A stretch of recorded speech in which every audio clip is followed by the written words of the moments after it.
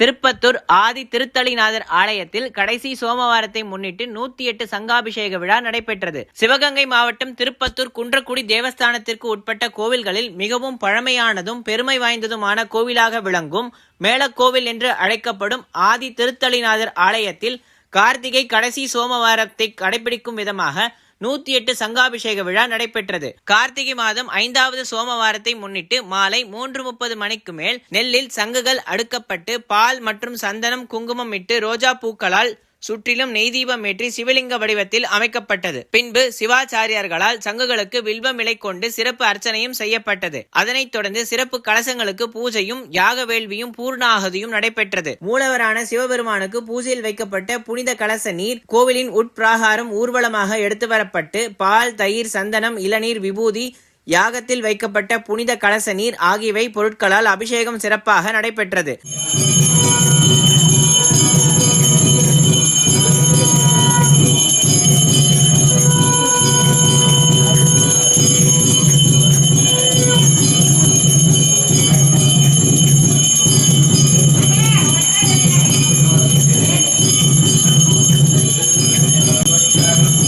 சிறப்பு அலங்காரத்தில் மூலவரும் காட்சியளித்தார்.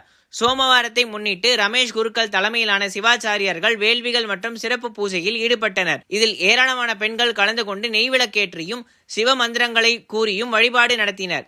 இவ்விழாவில் உபயதாரர்கள் பொன்மணி பாஸ்கர், முத்துலட்சுமி குடும்பத்தினர் மற்றும் ஊர் பொதுமக்கள், சுற்றுப்புற கிராமத்தினர் கலந்து கொண்டனர். விழாவின் முடிவில் பக்தர்களுக்கு அன்னதானமும் வழங்கப்பட்டது.